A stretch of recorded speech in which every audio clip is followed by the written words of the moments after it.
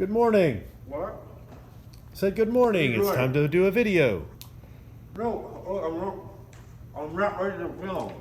We're going to do an introduction. Stop it. I'll Introduction. introduce my foot to your ass.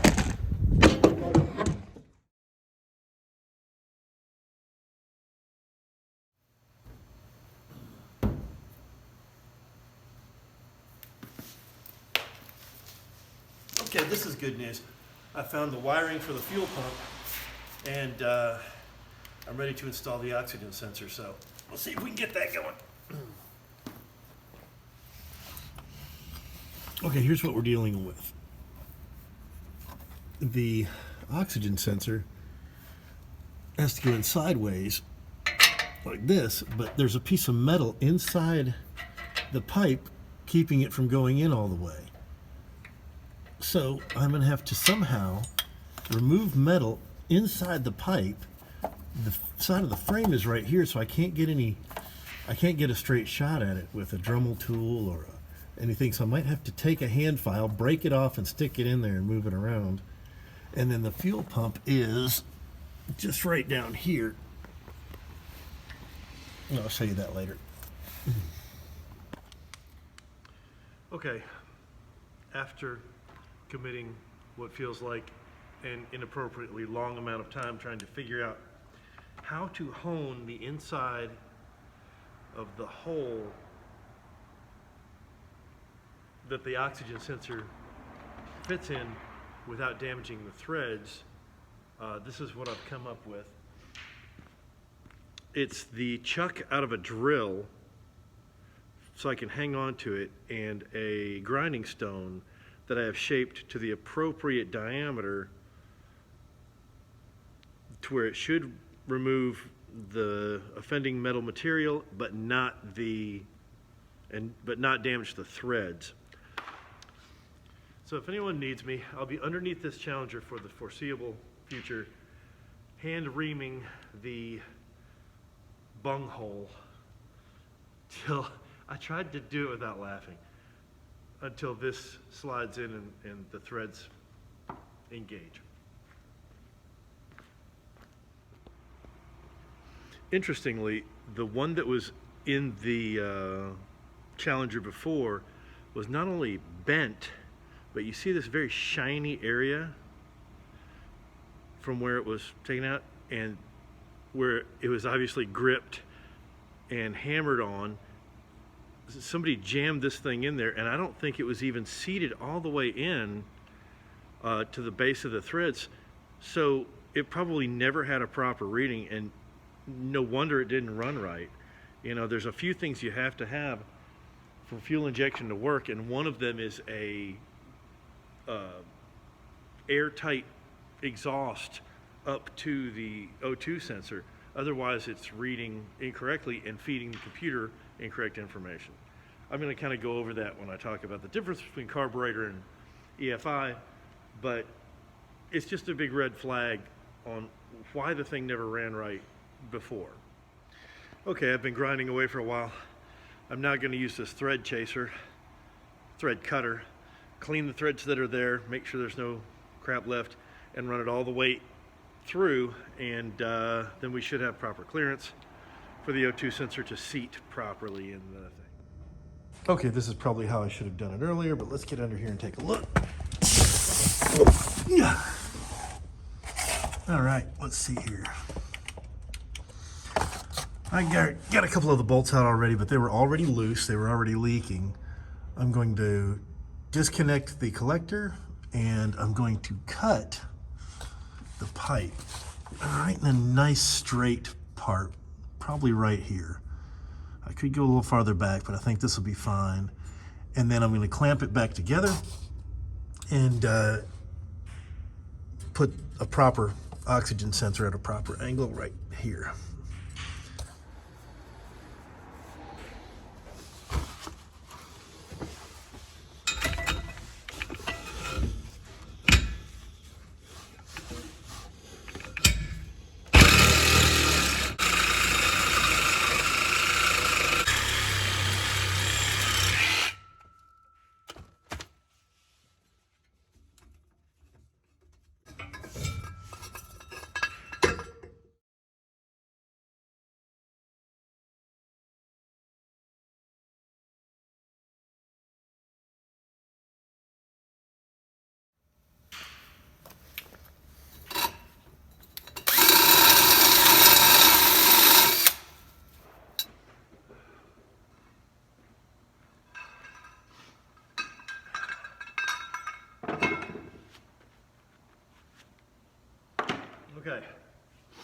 Here's the exhaust pipe out from under it. Hold on.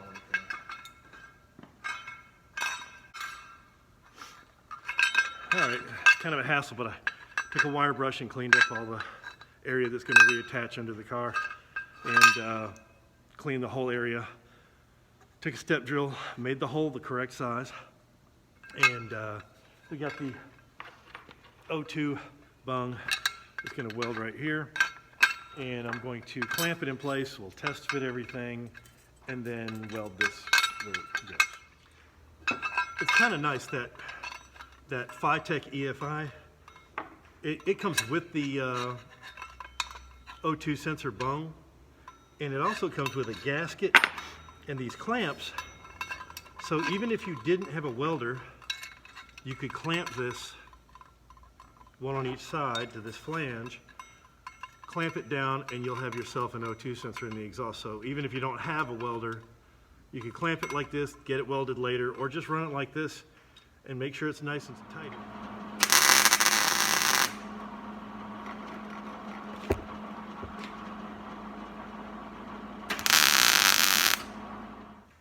I'm about to put the exhaust pipe back on. If you'll notice, the paper gasket is blown out about halfway around. That's the problem with these fabric gaskets. The material just breaks down pretty quickly. So I ran down to O'Reilly's. They had the Cometic gaskets. These are really good. They're copper. They have a bead on them. They expand and seal up really nicely. So I'm going to get under there. We'll get this put together. Here's the exhaust piece with the new flange all welded in, ground and painted, cleaned, and there's the part that's going up against there. There's our new band clamp. It's all going to go together with this new copper gasket that's going to seal it much better. So let's get this thing together. Okay, there's our new exhaust piece. I checked all the tightness on this one, even though it's not as critical. Looks like it's nice and sealed. Everything under here looks like it's pretty much ready. I'm just going to run to the back and see where the battery is grounded to make sure it has a nice clean ground, and then we'll ground everything up there and test the fuel pump, and then we'll try to start it. All right, here we go. I've got this wire that's going to be the alternator wire, which I'm going to put a proper fitting on because they took a shortcut and put one of these horseshoe-shaped ones instead of a ring terminal like it should be. So I'm going to fix that before I attach it. But I'm going to go ahead and use this to charge the fuel pump wire. I removed the fuse from the harness. It's fuel, or if that's the return. All right, there's our fuel supply right here. Yep. Oh, it looks terrible. Got some ugly looking gas. Yep, that looks terrible, but that's what we got. So we'll make that work. I'm not sure how legible it is, but that embossed word on this fuel injection unit says return. And that was where I was going to connect that line. I figured I had a 50-50 shot and I would test them because they have the same type of fittings, and once they came up from down there, it was hard to tell the difference. So not only am I going to put the return line where it's supposed to be and put this on the supply line, I'm going to add a filter because there was crud in that gas. There's a filter in line, but apparently it's missing some stuff. Apparently it's not a very good micron filter. I might go over that part later. That gas is just too nasty. I'm gonna clip this. I've wired it to the fuel pump, so I'm gonna clip this to the battery positive and drain at least most of the fuel out of this thing and put fresh gas in. And we should be draining that crap out. It's just rough looking. You know, sometimes things just fly together easily with no trouble. And some things just fight you at every turn. With zero pressure, just draining the fuel, this fitting started leaking. So So I know it's going to leak with any pressure on it. It looks fine. I tightened it and retightened it. So the next step is to cut it off and put a new fitting on there. And of course it's braided line, so.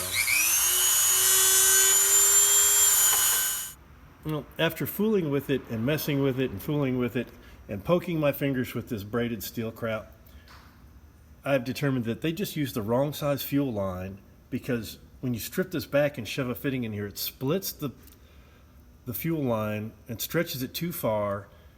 So I'm just going to replace this with the correct line, which I just went and picked up and got some fittings, and it was $62 for the fuel line and the fittings, but I also got the stuff I need to correctly put the throttle linkage where it's supposed to go and the kickdown cable where it's supposed to go, and a couple of the little odds and ends, and run the new fuel line so there won't be any leaks and it will work.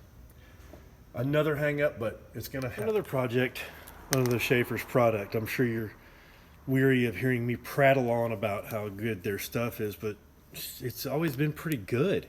I use Pentatron 90 for many things, and because of its extra slippery molybdenum content, I'll put a little dab to assemble this fuel line.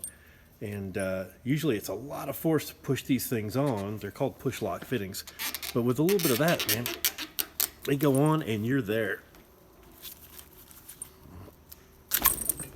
That's it, all the way on. When you're assembling your fuel system, take an extra minute to make sure that your fuel filter is going the right direction. They're generally directional, and fuel doesn't flow properly backwards through them, so make sure you've got that correct.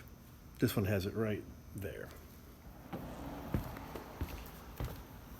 No, I'm not making a cup of tea.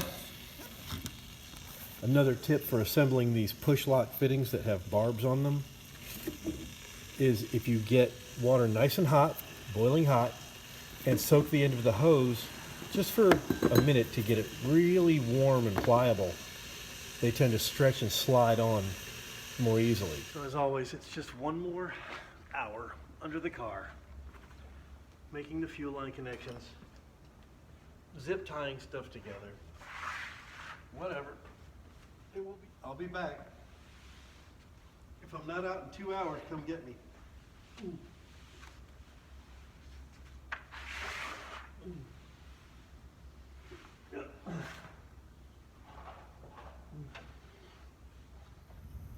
You know, before I take my fuel bath back here under the fuel pump, I'm just wondering if anybody knows why the steering link, which connects the, you know, driver's side to the passenger side, why does it rub against the oil pan? I have a feeling that's not supposed to happen. I'm no suspension expert, but I just think any steering component shouldn't rub against the engine. So under here we have to undo all this. This is the filter that was on there.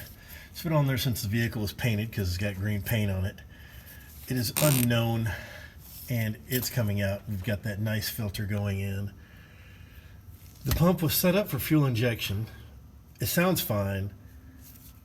So we're going to take the pump loose, put the line on the other side, run it up to the front with a little loop, kind of the way I have it. So I have to get an extension, take off this bracket, take these brackets loose, wrestle the pump out, remove this stuff, undo the electrical connector, and then put it all back with all the new stuff. So another hour.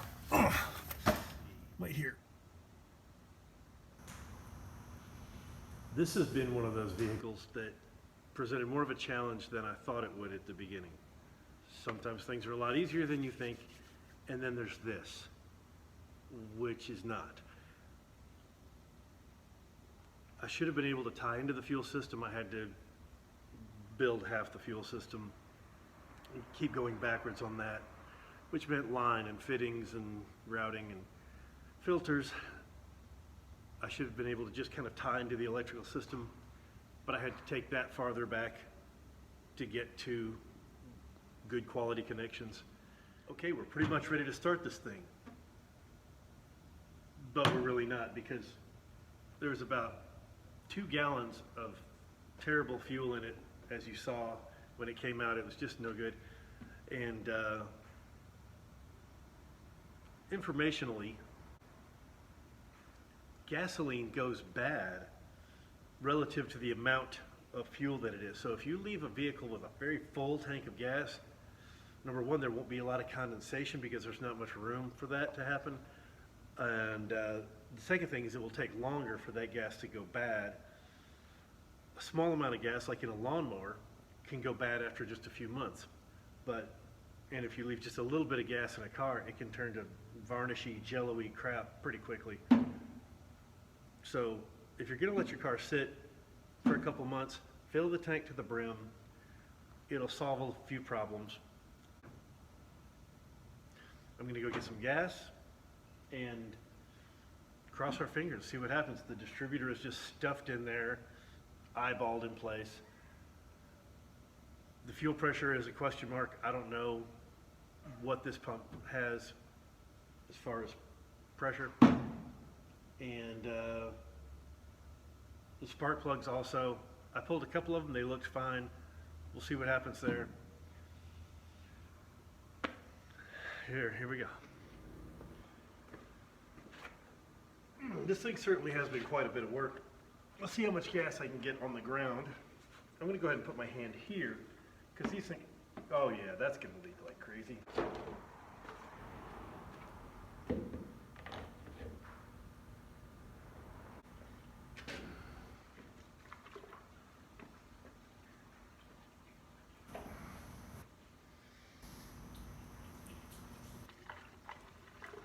If I can even get a splash of this in here, I'm doing good.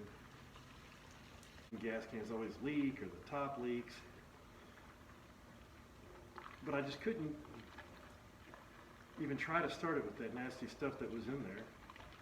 It would have just clogged up the injectors, probably wouldn't have run.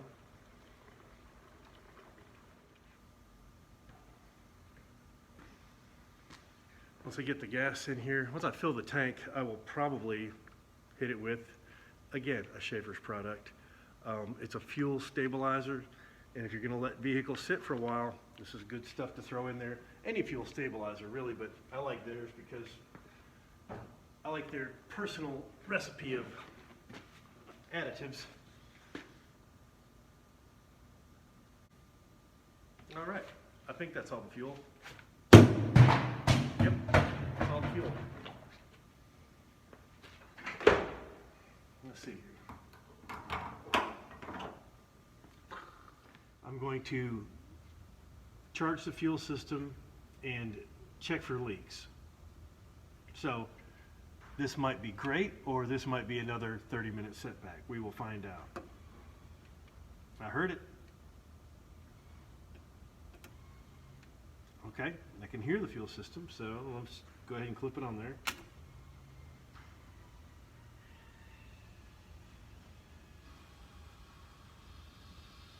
Yep, we got a leak. That didn't take long. Son of a bitch. All right, through the magic of working my behind off, it was only about 42 minutes. We now have a new return fuel line that we can test and see if it leaks. I just connected the battery again, and we will clip the fuel pump power on and check for leaks. Don't I sound excited?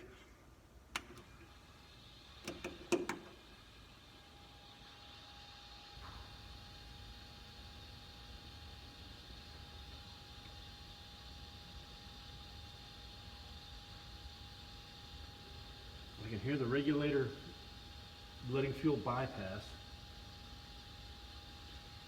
So far everything is good. Well, that's good news. I let the fuel pump run full blast for a couple of minutes, checked every fitting, checked on the underneath side, no drops anywhere. So now I can put the fuse back in, and we'll be ready to power up the computer, which lives right here, and do the base programming, and then see if she'll turn over, I guess.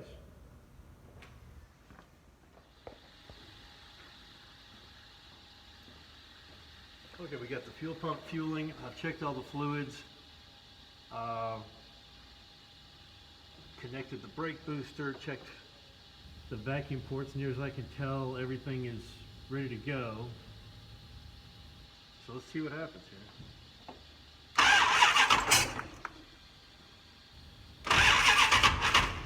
Now Lexi's doing something. The timing sounds like she's a little advanced.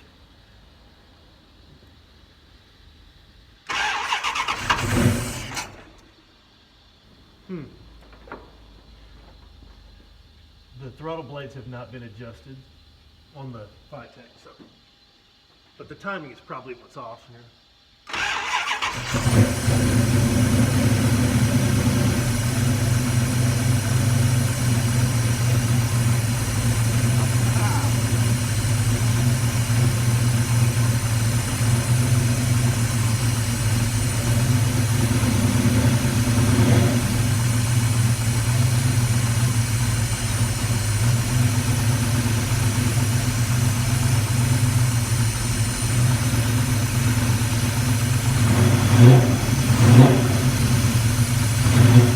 Sounds pretty good.